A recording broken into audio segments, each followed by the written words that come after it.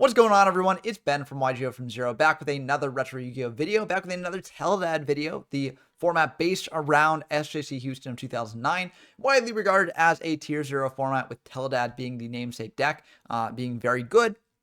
But there are some other things you can do in the format. Now, I'm not going to spend too much time on the coverage of this format because I got other formats to cover. And frankly, TeleDAD's just such a powerful deck. It locks a lot of things out of the metagame.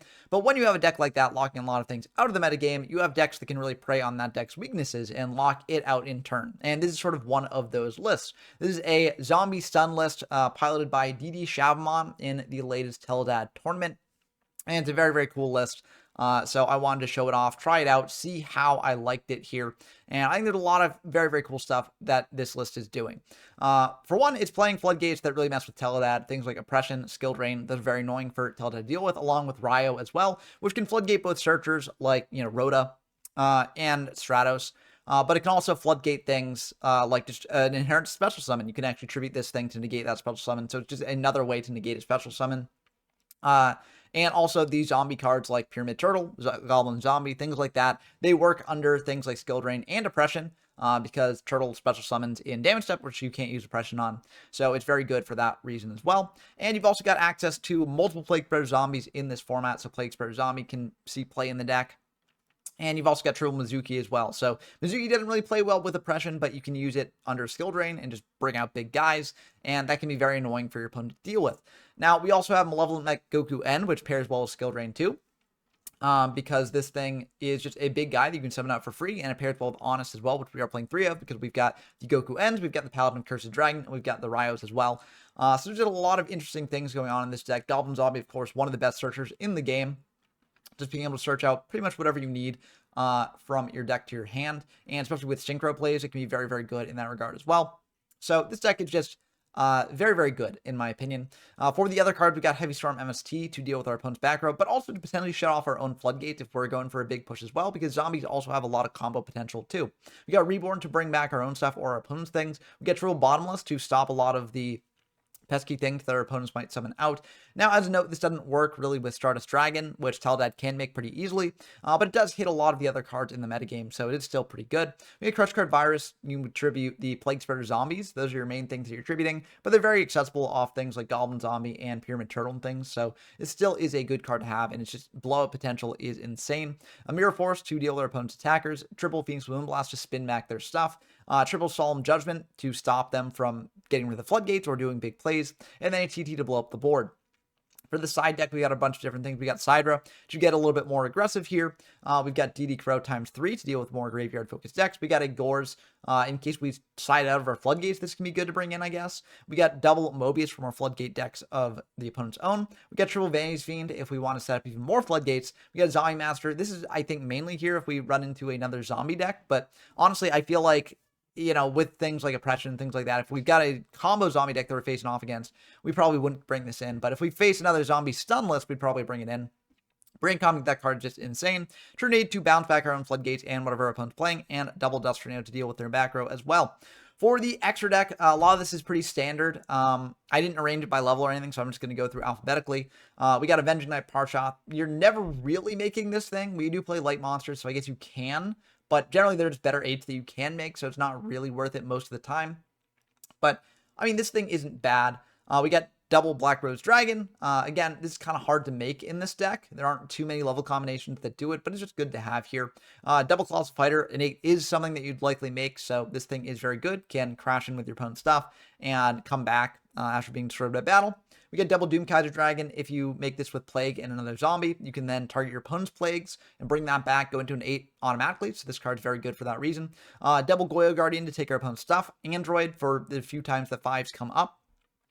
We've got Red Dragon Archfiend here to deal with our opponent's defense position monsters. Revive King Hades to negate their effect monsters. Stardust Dragon to protect from destruction. And then a Thought Ruler Archfiend to protect from targeted effects. That's going to do it for the deck breakdown. Again, big shout outs to DD Shavamon and anyone who worked on this deck on the YGO from Zero Discord server, linked in the description down below, because I think this thing is really cool, and I'm curious to see if it manages to continue to stand up in future TeleDAD events. But diving into some of the replays here, We've got our first game against Jim Bob, a frequent guest on the channel. Always a pleasure to have them on. And we are playing the zombie list here. Unclear what they're playing, but we will find out, hopefully.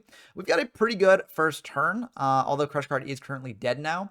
So the plan for me here is probably just to set Goblin Zombie, set a Phoenix Wing, maybe bait out some Stone Trap removal, and then hopefully search out a Plague, which we can then use with the Crush Card. Phoenix Wing pitch the Mizuki. That's a great pitch for it. So I feel like this is going to be pretty good for us overall. So I just do that. There is also reason for just setting Crush Card Virus here. However, if they've got Heavy Storm, then Heavy Storm can potentially, cause problems for us here. So, like, we don't necessarily want to set too much into it. So I just choose to set the Phoenix Wing and play it a bit safe. But if they do have, like, follow up later to deal with our back row at the end of our turn, next turn, then it could potentially be bad for us. But anyways, I'm just going to do this play. And they're going to go for a Stratos, searching out Mally. And Mally could be a bit bad for us if they get like D-draw or things like that, but it looks like they're just going to attack in to our Goblin Zombie. We're going to search out the Plague here indeed. I think this is the best choice right now, although I could have done something like searched on their Goblin Zombie or searched other things. With the Crush Card in hand, we want to get value off it with the Plague Spreader, so I think it makes sense. And then they're just going to set 2, pass back to us. We draw a Bottomless, which is pretty decent as well. We're going to set the Plague, set the Bottomless, set the Crush Card, pass. The reason I go sort of all in on this is because I figure, okay, they set a fair amount of back row themselves, so they might not have the heavy. And I want the Crush Card here anyways, because I can just use this up immediately next turn. And then once the Crush Card's gone, I'll just have like Phoenix Wing and Bottomless, but I think is a good lineup of traps. And if they do manage to heavy our whole board, we do a Phoenix Wing to set after that as well, to spin other things back. And we've got Plague Spreader as well to, come back and make synchro plays. So I think this is ultimately okay. Although it could be potentially disastrous, as we will see, because they will go Phoenix Wing here, spin back that set, and then now activate the Heavy Storm. So that is sort of a downside to doing this play. That is a risk that, we could have run into, and they masterfully played this as well. Having the read that we had something like a Crush Card Virus for the Plague, that's why we searched it out and just set. So they spun back the Plague, and now they get to Heavy Storm our board for a lot of value here. Now, I know they pitched a Mally, so I know they're probably going to do a Mally play soon. So what I do here, it's kind of weird. Normally you wouldn't do this, but I think it is still worth doing. I Phoenix Wing back the Stratos, because I'm going to probably take a fair amount of damage here, and that Stratos could be the difference between living and losing. So I spin back the Stratos, figuring that if they go for a Mally play, they shuffle that Stratos back into the deck, so it's not as easily accessible for them. So, I think this is probably right, and if they don't go for a Mally play here, they're probably not making a huge play, so it should also still be fine here. But they're going to go for a Mally here, bringing out another Mally. Oh, also another reason to do this is because we want the Mizuki engraved, so we can do a synchro play next turn, because we know we're drawing back Plague Spreader. So if we Mizuki out the Goblin Zombie, we can make a 6 here. So I think that is still pretty good. They're going to go for Mally and a Crep Balance there for a Stardust, which can be a bit annoying for us. They'll attack in for 25, and that will indeed go through. And then main 2, they're going to set 1, pass back to us. We draw the Plague. I'm going to do this play. I'm going to go for Mizuki and bring out the Goblin Zombie. And then I'm going to summon out this Plague, synchro into a Goyo, or at least attempt to, but unfortunately they've got the Royal Oppression there to stop that Goyo from coming down. So that's a bit worrying for us, because we don't have the best way to out this Stardust. I should have done another Plague, because I'm figuring, like, it's a good card to pitch off like Phoenix Wing or something like that. But honestly, I think I probably should have searched out the Paladin here off the Goblin Zombie, because Paladin can pair with Honest to get over the Stardust, and just kind of a big guy to have. So, I think this is a bit greedy on my part. The reasoning that I've got for this, though, is that I'm planning on spinning back the Oppression with the Wing Blast. And then if I do have the Plague here, I can go for some, synchro plays here. But I think I should have just gone for Paladin and left it to that. But they're going to bring out a Sangan here, attack in for 1,000 plus 25. Now, I could spin back the Stardust, but I do feel like I want to spin back that Oppression so I can make some plays. So I decide to hold on to this. I decide to activate the Plague Spreader here, spinning back that Phoenix Wing, because I'm like, well, okay, I'm going to Phoenix Wing their Oppression here when they try to chain it. If they don't chain it, I can just spin back it whenever. And so I want to pitch the Plague, so that way I have, more access to that engrave. But I think actually the thing to do here would have been to pitch the, or to spin back the Plague and then pitch the Phoenix Wing in hand, because then I'm drawing into another potential synchro play next turn. Whereas here, this turn I'm normal summoning the Honest and pitching the Plague, but I'm drawing into something I know is not a monster, so I can't do anything with that Plague engrave really here, and I have to spin back the Phoenix Blade again to put the Plague Spreader onto field to do another synchro play, if my level 6 survives. So, like, it's just kind of awkward all around. So I think I did misplay here. But I do decide to spin back that oppression once I go for the plague play here. Summon out the Honest, go into a level 6 synchro for the Goyo there, and then I'll Goyo into the Stardust there, attack over it, take it, and then pass back to them. So I know they drew into oppression here, so they might not have the most gas in hand because one of their cards is not really useful for them right now. So I feel like we're in a good spot, even though we are kind of drawing awkwardly into the Phoenix Blade that is kind of dead here. They're going to crash the Sangan into the Goyo, and normally you would not take this, but that puts them at 3 darks, and so I kind of want to prevent them from pulling up a dad, so I will just take the Sangan. I think in hindsight, this may be a mistake, because I could just Stardust Dragon to pop the dad when it goes for its effect, but if they got double dad, then it's an issue for us, so I'd rather just prevent dad from coming down at all. So I will just take the Sangan here, get in defense mode, and also this is just another body to potentially do stuff with. They're going to search out a Plague Spreader of their own, main 2 summon out that Plague Spreader, go for a Mally play here, and then go into an 8 in the form of that Colossal Fighter there. So they will be able to just get a big guy out, which is kind of annoying for us. They're going to set 1 pass back to us. We draw Phoenix Blade, which is not useful for us here, but we can use it to stack, bring out the Plague Spreader here. And now we'll go into a Colossal Fighter of our own to try and crash into their Colossal Fighter, take it, and then get in for lethal damage. They go for Oppression here. I tribute the Stardust just to make sure that goes through. And now we should be actually in a wing position because we summon out, or we attack him with Colossal Fighter, take their Colossal Fighter with our Colossal Fighter's effect, and then crash in with Sangan and Colossal. So we should actually be winning this game from this position, and I wasn't expecting to do that after the good start that our opponent had there, but luckily we managed to make it work, even though we did misplay a fair bit. But now we're going on to game 2, so I feel like we didn't really need to bring in much side deck stuff for this deck because we're kind of sided against it already in the main. Like, we're very teched out to deal with TeleDAD. So we just kind of leave things relatively the same. I think with more experience with the deck, I'd know sort of what to side out, you know, when we're going second versus going first. But I feel like now we should be in a good spot. They go for the classic plays, go in some D draws, and then, you know, doing Stratos, search out Mally, setting 3. Passing back to us, I mean, 3 back row, yes, we could try and bait out like a, you know, Solemn before this, but I feel like we just go for heavy now. Try and bait out the Solemn now, get them at 4k life, and then hope that this is enough. We think about exactly what to do here. We could summon out Ryo and just try and crash over the Stratos. That is an option. But I feel like we are fine just setting the Pyramid Turtle and setting Crush card. They could potentially get rid of the Crush card here, or the Pyramid Turtle. But the way I figured this is if they attack into the Pyramid Turtle, we get up Plague, then tribute it with Crush card. So I feel like that's a good play overall. I could have just summoned out the Turtle and just tried to crash into the Stratos, but I didn't want to play into battle traps that they might have. So they're just going to spin back our back row. That's perfectly fine. We don't want the Crush card right now anyways.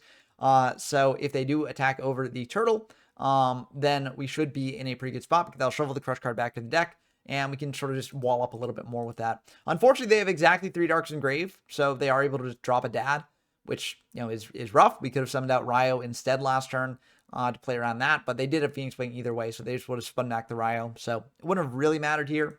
But yeah, they're able to pop our Turtle, and that's not going to be that fun. They're going to go for banishing a Mally for another Mally, and they're going to E-Telly as well to go into a Krebens there, and then they can, you know, get rid of that for a Stardust, and then summon a Greffer, and this will indeed be lethal damage. So I don't really know if there was much we could have done here. We could have potentially played around them having 3 Darks in Grave by reborning one of them. Like, that is something we could have done. Is that the optimal play to make there? I don't necessarily think so, but it's something we could have done. And yeah, unfortunately, we are not going to be in the best spot here. If they had had the Mally engraved beforehand, then I think we definitely would have done the Reborn, so that way our Crush card would be live. But given they didn't, you know, it didn't really make sense here. So yeah, that's kind of rough for us. But we will be losing this one, and we'll be going on to the next game here. So going into game 3, again, I didn't really switch things up. Again, that sort of comes with experience with the deck, and this is like, you know, one of my first times playing with the deck, so, you know, I don't necessarily know the ins and outs as much, but hopefully, you know, seeing how well the deck can do, you know, even when I'm new to it, should speak to the power of the deck for sure. But anyways, they're going to go for Allure of Darkness, which can be used under Ryo. They're going to banish a dad, summon out the Diamond Dude there, mill a Allure of Darkness, which is pretty good. And then set 1, 2, 3, 4 pass back to us. Okay, they're setting a bunch here. So not afraid of Heavy Storm, it seems. We're going to think about exactly what to do here. And honestly, I'm just going to try and crash into the dude. I could get aggressive here. I could go for a synchro play. I could just, you know, summon a turtle, try and crash into the Diamond Dude, get a bigger guy, and then, attack in more. But I'm kind of spooked by 4 back rows. I don't really want to play into anything too much. And I feel like it's just fine attacking with Ryo. They're going to go for a Phoenix Wing here, spinning back that Ryo. That's kind of unfortunate for us, but we can just set a Turtle as a bit of a defensive move, then set an Oppression pass back to them. So if they do go for a big Special Summon play, then we can Oppression it. And so I feel like that should be good. If they have a way to stop Oppression, we do have Solemn Judgment here, so hopefully that should insulate us a bit as well. But they're going to banish the Diamond Dude there off the Allure, go for another Diamond Dude activation, and mill a Destiny draw. So they're just getting all the draw cards off that Diamond Dude. They attacking the Turtle, flip it up, doesn't shuffle up anything, so we can use it with the Ryo here. And they're going to tribute set a monster there. Most likely going to be Mally. That's generally what this deck plays. If it was Kais, they probably would have summoned it out to try and banish our Turtle. But since they tribute set it, that means that that is probably a Mally. So now the question is, why did they do that? One of the reasons might be Crush Card Virus. That's the most likely reason for it. So I don't really want to go into a Synchro play and lose 2 of my monsters that can play under Crush Card Virus. So what I want to do instead is just go for summoning out the Ryo here and just try and poke him with that. If it's Crush Card, they're probably going to activate it here to pop the Ryo and just get a peek at our hand. And also this plays around Mirror Force as well if they do have Mirror Force. I'm not sure if they do or not. I feel like Mirror Force in the Ryo is probably better than spinning it back, but I think that this is still fine to do. And we do run into that Mally there. So they didn't use Crush Card there, which is kind of interesting. They might have the Read the Weave a way to stop that, although I'm not even sure if I would stop it if they activate Crush Card here. I do have the Solemn, but is it worth that for just hitting 1 card on the field and then knowing my next couple draws? Maybe not. So yeah, I'm just going to let that go through. They're going to go for Destiny Draw here. They can't use Rhoda because the Ryo's up. So yeah, you can't activate that, unfortunately, for them. They're going to go for a Mally play here. We are going to Oppression that because I don't even want them to bring out that Mally and deck in the deck a bit. They're going to go for Solemn there. I'm going to go for Solemn here. Because of the Oppression sticks, I feel like we're in a very, very good spot. So I do just want to prevent that from happening. If they've got a second Solemn, then they've got a second Solemn, we can... MST is not really going to do much, but we can use the Ryo to negate an inherent summon at least. So that is something. And the Turtle can sort of wall up for us a bit. But that'd definitely be unfortunate they had a second Solemn. Looks like they do not, though, so that's going to be pretty good for us. They're going to set Krebin, set a back row pass. So now since I have Goblins on, which is a great set, if they do flip up Mirror Force, I'm just going to switch the Turtle to attack and try attacking that Krebins. Now, since Turtle summons in damage step, it won't actually be affected by Oppression. So, if this does crash in, then they're going to be in for a bad time. And so they will just pay the 800 plus the 800 for the Krebins just to stay alive here. They pay 1600 preemptively. I think in general, you should wait to see if your opponent's attacking in with both, because there's a world in which I don't attack him with Ryo if I'm worried about other things. But I feel like I probably would still attack in. It's just something to consider for later. They're going to set 1, pass back to us. We draw Crush Card, which is great with this Plague. We're going to do the same play that we did before, tagging in with our Turtle. And here I think there is a reasonable argument that we don't attack him with Ryo. Or maybe not, but I could have done Ryo into their set monster instead of just attacking with Krebins. Turtle, you probably just crash into Krebins either way, because if it does go through, then you're getting out a big monster to attack into the other guy. But with Ryo, I could have attacked into their set monster just to see what happened there. But yeah, either way, Plague plus Crush is going to be very nice here. So our opponent's going to draw here, and they're going to switch the Krebin's Defense, set a card here, and pass back to us. We draw Heavy, so actually I think I should be able to win this one if I Heavy Storm on their board, because I can make a Red Dragon Archfiend here pretty easily with the, plagues that I have already. And so I figure I'll just go for the Heavy, see what happens here, see if that's okay. They're going to think about this and go for a Compulse on our Ryo, which is kind of interesting here. I think that getting the Crush Card off is worth doing here, because Crush Card lets us know exactly what they have. But you could argue actually that I don't go for Crush Card here because they're 800, so I don't need to worry about Gores. So I'd rather just have the Plague Spreader Zombie on field instead of going for Crush Card right now. So I think that is a bit of a misplay on my part, because I do just chain Crush Card to this when I really should not have, because RDA is just going to do the job for us. But this just means another Plague Engrave that I could have in field to not have to stack a card from my hand on top of the deck. Will it matter that much? Probably not, but we'll see. They go for a Crush Card as well, attributing the Sangan there.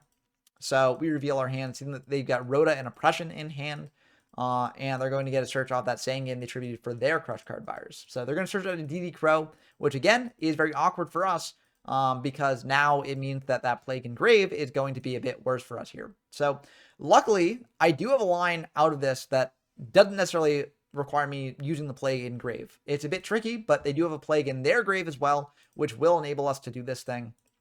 And it will sort of play into one of the zombies' strengths, which is having access to Doomkaiser. So Doomkaiser will come down here, and Doomkaiser will be able to take their Plague from their graveyard, bring it out. It should be an attack. Doesn't really matter because I'm just going to sync off into a Red Dragon Archfiend here, because I know their hand exactly. And Red Dragon Archfiend into the defense position monsters. They can't pay because, they lose all their life. And then we can attack in with the Pyramid Turtle and close out the game. So that was a pretty good showing for zombies against the sort of standard TeleDAD deck. But the question remains, can the deck actually compete against other decks in the format? So to find out, I'm playing here against Soul65, who is a frequent guest on the channel. They often play non-meta picks, so we'll see how this game goes. And this was actually the first game I played with the deck. The one that I showed off was actually the second game I played. So, I'm still very wet behind the ears with this deck, and so I'm still trying to figure out exactly what to do. They go for an alert into a tomato banish, so that tells me that they could potentially have a set tomato here, but I still think it is probably worth attacking in, because they might potentially try and do a synchro play after, and I've got oppression for that. So I feel like it's fine just going for the Paladin attacking in here and seeing what we get. We run into a Pyramid Turtle, so that actually will be able to be summoned out off of the Paladin's effect, because we can special summon out a level 4 or lower zombie in our opponent's graveyard that was trying to battle. I don't really want to do that though, because then they get out another summon potentially, and I don't have a synchro play of my own to do here, so not really worth it right now. But they're going to bring out a Zombie Master and pass back to us. We do have Skill Drain, we do have Oppression, so 2 ways to stop the Zombie Master. They've got Heavy Storm, Not really too much I can do about that. But, we still have the Honest plus the Paladin, so even if they do heavy our board, we have ways to protect the Paladin. It's just not ideal here, but they're going to go pretty foolish, sending a Plague, and then they're going to Zombie Master pitch a Goblin Zombie, and we're just going to flip the Oppression. We could have flipped up a Skill Drain instead to have our own special summons online, but I feel like this is a little bit better, or maybe it isn't, I don't know. I feel like this pops the Zombie Master, so I feel like it's slightly better in that regard. So I think it's worth doing for that reason, but I think there's definitely an argument to be made for just activating Skill Drain here, preventing that from doing anything, and then they go for a synchro play, like with the Plague Engrave, stacking a card on top of their deck, and then trying to go for something, and then I oppression that. So I think that is a reasonable thing I could have done instead here, but I think this is still fine to do. They're just going to pass back to us, and we are in a very good spot here. They could have Gores. That is a major sort of consideration here. And actually, if they do have Gores, we could potentially flip up Skill Drain here, so that way they don't get a token, if I'm afraid of that. Another reason to flip up Skill Drain instead of the Oppression here, to play around Gores a little bit more. But I don't do that. I just attack him with the Paladin, and then in with the Goku N here. And they will need drop Gores, so that's a bit unfortunate for us. We do have this Honest here in hand, so we can use that to get over their token and stuff, but it's not pleasant for us. And if we had had the Skill Drain up, we could have stopped that. We obviously can't activate Skill Drain in damage step before they bring out the Gores, but it still would have been good to have the Skill Drain up beforehand. So rough for us. I think we misplayed that a little bit. I just didn't think they'd have Gores in the zombie deck, but I guess they're playing a different version of the zombie deck. They're playing a more combo-oriented version. If you're playing a version without these floodgates, you have less cards on field more often, so Gores makes a little bit more sense. So yeah, I think it makes sense why they did this. They're going to attack in to our Paladin of the Cursed Dragon here. Now, I'm pretty sure if you activate Skill Drain, this thing isn't going to go down to 0. I think it will still have 2400 attack. So I don't really feel the need to flip up Skill Drain just yet. I can just flip it up at the end phase when the Goku N would die. And I don't also feel the need to use Honest here. I feel like I can save Honest a little bit to potentially get over Gores instead. Yeah, I don't really think there's much argument for using the Honest on the Paladin there. So I'll let that go through. They set 1. We activate Skill Drain here in the end phase, so our Goku N will stay alive. It stayed alive last turn because there was another zombie on field, so we could actually use that there. But here, we're just going to summon out Mizuki, try and attack into their set monster, and that will indeed go through, so we hit a Reaper there. So that's another benefit to saving Skill Drain to the end phase, because they set Reaper, assuming they would protect themselves, but it did not because of the Skill Drain here. Now, I could crash the Goku N into the token, but I choose not to. I figure I'll let them attack into it if they want to here. But I think there is reason to do it because if I crash the Gokuen into the token, or if I use Honest to get it, actually, I think the play to do here would have been to do Honest to get Gokuen over the token, dropping them down to 1300, because then they can only pay for one activation or oppression. So we've got Mizuki in rotation, so we can use that to bait up their oppression, and then we've got Plague plus whatever else we have on field to do things here. But I've got Mirror Force now, so I figure, okay, well, if they attack in now, I can just Mirror Force what they've got and protect it that way. So I don't need to really crash into anything here just yet. But I think it would have been worth it in hindsight. They're going to attack into Mizuki. I'm not going to Mirror Force that. I'm just going to let that go through. And Mizuki can potentially bait out 800 life points. But we draw a second Honest, so this should be the end of the game. Because multiple Honest is kind of broken. So we can go battle phase here, attack into the token, and then use Honest with damage to Prio. If they chain an Honest here, we're still going to gain more. So we will still get over their token. It looks like that'll be fine, so we go for the other Honest, and that will indeed be the end of the game, because that'll be a lot of damage there. That'll be 4,800 damage. So yeah, that will be lethal. So Honest is cracked. For the side decking, we take out the Bottomlesses. The Bottomlesses do hit Mizuki, which is good, but they don't really hit anything else, so I feel like it's not really worth it. I mean, it hit Zombie Master, I guess, as well, but I feel like the Bottomlesses were not as good as like DD Crow. I feel like DD Crow is much better against this deck. So I brought in Crows, took out the Bottomlesses. Let's see how this one goes for us. They're going to go for Lure, banish a Goblin Zombie, set 2, pass back to us. I draw a Goblin Zombie of my own. They go for Dust Shoot, though, and this is a bit of a tricky hand to Dust Shoot. I'm not actually sure what the correct move is here. Honestly, you could potentially take the Honest Mizuki instead of the Pyramid Turtle or Goblin Zombie, because yes, Pyramid Turtle and Goblin Zombie are kind of your starters. But, you know, I've got 2 starters here, so, like, you might want to take the thing that is fodder for the Phoenix Wing or something. I don't quite know exactly what to do here, but they honestly take the Turtle, and I think that that is fine. Turtle's a very annoying card to deal with, so, yeah, I think that's fine for them to do. I just go for a Goblin Zombie, set Phoenix Wing and Judgment, just in case it's Morphing Jar. Some zombie decks could potentially play Morphing Jar, so I figure I'll play around that. And then I attack into their Turtle there. So I attack into this figuring, like, okay, you know, if it's Turtle, I'm not, you know, getting over that. If it's Zombie, at least get it off the field. So I feel like this should be safe, and it was indeed safe. So I'm just going to pass back to them, see what they do. They are going to set 1, pass back to us. We draw into an Oppression here, so Oppression could be good. I'm just going to attack into the set. Same reason attacking into the Turtle. It's Mizuki, so now if they get that Turtle engraved, they can bring it back. Or if they get another thing engraved, they can bring it back. But I've got Oppression here if I want to set it. I choose not to set it, though. I think this was a bit of a mistake. I'm playing around heavy, but, like, I don't necessarily think I need to right now. Because Goblin Zombie can search out Paladin, which works well with the Honest, so I can get over whatever big thing they have. And I have Solomon in case they do have heavy, right? So I do think I should have just set the Oppression here, but I did not. And we'll see if I get punished for it. They're just going to set 1, pass back to us. I draw into TT here, so I'm going to attack into their set monster. It's Goblin Zombie. They're going to use that Goblin Zombie, search out a Zombie Master here. And then main 2, I'm just going to set the TT pass. Again, I'm slow rolling the Oppression. I don't think I need to. I think I should have set the Oppression, and I would have been in a much better spot. Because again, Goblin Zombie can search out Paladin, which then with Honest is very, very strong. So I think I did mess up here. I should have just set the Oppression. But unfortunately, I did not, and that will end up costing me here. They're going to go for a Zombie Master here, and they're going to use Prio to target the Plague. And I think that's fine here. I figure I can save the TT for, like, if they go for Synchro Summon, or when they bring out Plague, I can go for it, honestly.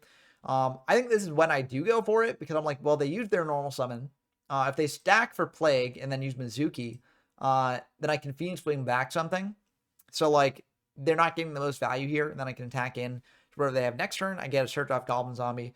So I just go for the TT here. But I think this was a mistake. I should have just waited out. They can't go into Stardust right now, and that's the only thing that I'm really worried about when it comes to TT. If they just attack over the Goblin Zombie, like, that's fine. I don't really care about that. I get a search. I get to attack over, like, their Zombie Master, and then I get to use the Zombie Master to get out more zombies, and, like, that's very good for me. So, yeah, I think this was a major, major misplay on my part, but I was like, well, with the Phoenix Wing and the Judgment, I feel like I should be fine overall. Yeah, I think this was just a mistake, like a colossal mistake on my part. But anyways, I do get a search here, so I will get to search out the Paladin with the Honest in hand. And now, since they've got exactly 3 Darks in grave, because 1, 2, 3, they will be able to go for a Dad drop. So I do just have to Solemn that, I think. Because if they go Prio, target the Solemn, that I can still Phoenix Wing back the Dad, but I lose out on one important piece of interaction. And I still want the Phoenix Blade, or Phoenix Wing, because I can spin things back and, prevent any, like, big synchros and stuff. They're going to go for a Zombie Master there, off the Mizuki, not using Prio. I guess they actually are using Prio here. So they're going to pitch a Goblin Zombie, target the Plague, and now here I am just going to go for the Phoenix Wing here, just to get that out of the picture. This does leave them with over 3 Darks Engraved, so if they do have another Dad, I'm cutting them off of actually being able to bring out that Dad. So I think this is pretty good here. They can stack for Plague, but again, I don't really think they have the best options to go into if they do that. They can go into like Goyo or Doomkaiser, or Doomkaiser is kind of annoying for us. I guess Doomkaiser is lethal, so I guess Doomkaiser would be, yeah, they can just go for, no, they don't have Mizuki engraved, so actually they can't go for Doomkaiser that easily here. So I feel like we are in a very, very good spot, even though, we did eat through our entire back row and we played the TT wrong. I think we're still in an overall okay spot. So they're going to go for a Foolish now, and that's very worrying because now they do have access to a Doomkaiser. So now if they make a Doomkaiser here, they take our Mizuki, and then they get in for 4,100, and that does kill us. So unfortunately, they did have the Foolish, so they will be able to go for the Mizuki there, target the Goblin Zombie, bring that out, and then now they actually have 3 Darks for Dad, so that's also lethal because that's 3 Darks there. If they wanted to extend further, they could have. But yeah, this is perfectly fine. And Dad coming down does play around Gores a bit better than Doomkaiser, so it makes more sense to do this line. Yeah, and we just will admit defeat there. I think it made sense to attack him with the Goblin Zombie before the Dad, because it's like one more card engraved to banish with Dad, but I think they wanted to get in more damage. I think that made sense. But yeah, if we had set the Oppression there, we would have been in a much better spot. And again, we have the Solemn for the Heavy, so it's not really even that big of a thing. So yeah, I think that was just a major misplay on my part. I don't know why I held it so long. I really should not have. I should have said it when I got it.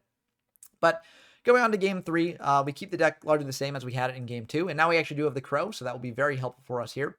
We set a Turtle and set a Judgment there, pass back to our opponent, and they're going to go for an Allure here, draw 2, banish 1. They're going to banish a Gorge, so now we don't have to worry about that for the rest of the game, so I'm very happy about that. They're going to set 2, pass back to us. And here I'm just going to summon out the Paladin, attack into their set. I don't want to play in a Mirror Force, so I figured this is probably fine.